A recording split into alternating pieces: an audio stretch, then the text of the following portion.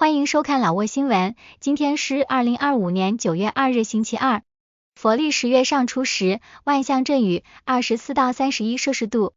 今天的主要内容有最新外汇报价、股市收盘行情、黄金市场报价、万象燃油价格以及老挝时事要闻。首先来关注外汇，根据老挝外贸银行最新公布的今日外汇价格，美元的银行买入价为21516基普。较上一个交易日下跌5基普，跌幅 0.02%。泰铢的银行买入价为 666.46 基普，较上一个交易日上涨 1.14 基普，涨幅 0.17%。人民币的银行买入价为 3005 基普，较上一个交易日下跌6基普，跌幅 0.2%。再来关注股市行情，根据老挝证券交易所最新收盘报告显示，昨日老交所综合指数收于 1463.77 点，较上一个交易日上涨 13.7 点，涨幅 0.94%。开盘 1448.47 点，最高 1464.63 点，最低 1389.24 点。成交量869500股，成交金额627148500基普。成交量最高的股票是中老证券，收盘价140基普，交易量566600股，其次是外贸银行和老挝电力。成交额最高的股票是外贸银行，收盘价1800基普，交易额4亿1958万3000基普，其次是老挝电力和中老证券。接着关注黄金价格，根据老挝 PV 黄金最新公布的价格，重量为1铢的黄金金条，每根售价是3729万基普，较上一次报价上涨12万基普，涨幅 0.32%。然后关注今天的万象油价，今天万象10个加油站执行8月27日老挝工贸部公布的燃油价格，柴油每升19180基普，普通汽油每升23850基普，95号汽油每升28550基普。接下来一起关注时事要闻。1. 沙湾拿吉人民议会庆祝越南国庆80周年。9月1日，沙湾拿吉省人民议会领导团队由省人民议会主席贡乔米沃拉扎率领，向越南驻沙湾拿吉总领事邓氏海晴致以国庆80周年的祝福。贡乔米沃拉扎代表省人民议会赞扬了越南共产党领导下的国家发展成就，并高度评价了越南总领事馆在促进老挝与越南，特别是沙湾拿吉省与越南中部和南部各省市之间特殊团结和全面合作方面所做的贡献。邓氏海晴总领事对祝福表示感谢，并强调了两国友谊、特殊团结和全面合作将继续深入发展，并永久稳固。2. 万象交警在开学首日疏导交通。9月1日，万象市交通警察局主任桑坎普马拉中校表示，为保障2025到2026学年开学首日交通顺畅，万象市交通警察部署了300多名警力，在全市119个地点、69个岗亭和45所学校执勤。他们的主要任务是宣传交通法规、疏导交通、清理路边违停车辆，并对违规行为进行执法。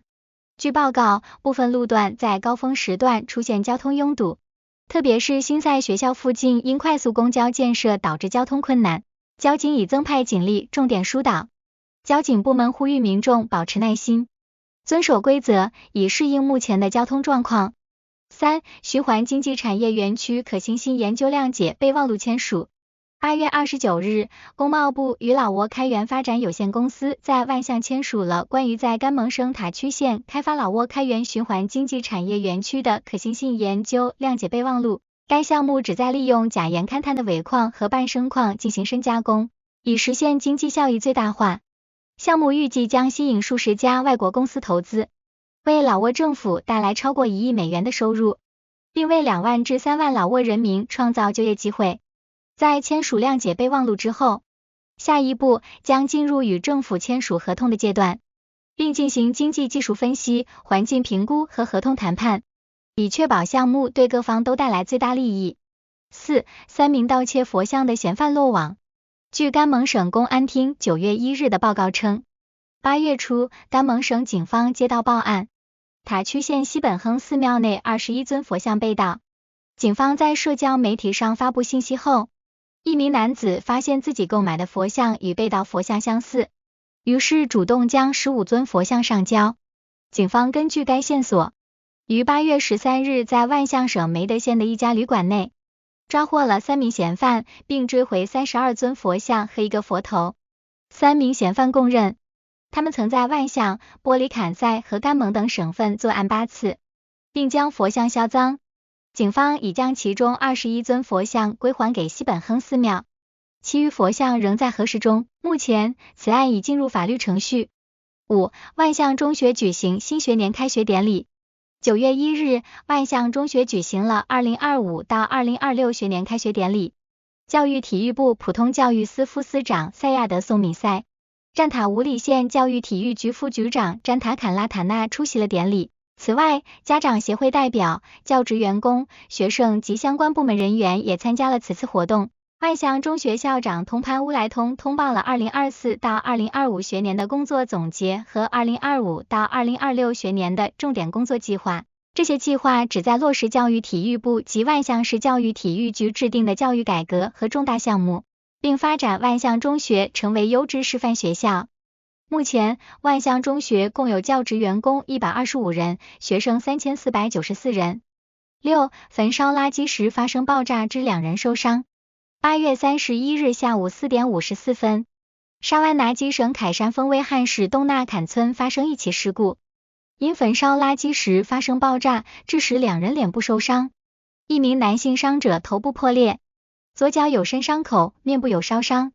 另一名女性伤者左眼被弹片划伤，左臂有深伤口，左耳有伤口，身体多处烧伤。沙湾拿基省波马万救援队已对伤者进行初步急救，并送往省医院。7. 万象省举办省长杯自行车比赛。8月30日，万象省在格奥乌敦县南鹅水库1号旅游区举办了第2届省长杯自行车比赛。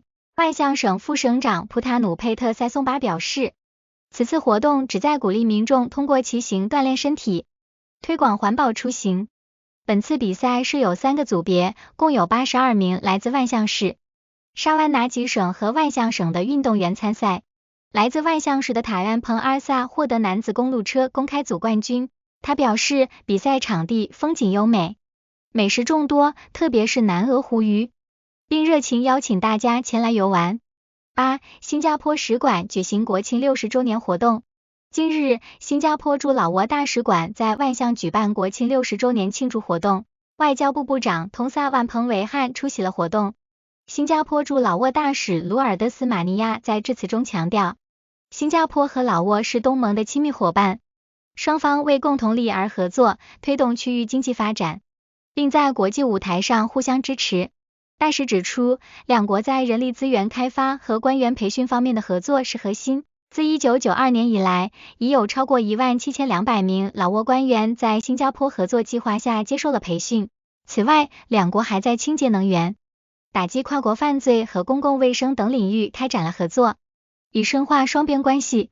以上就是今天的老挝新闻，欢迎点赞、评论和订阅，我们明天见。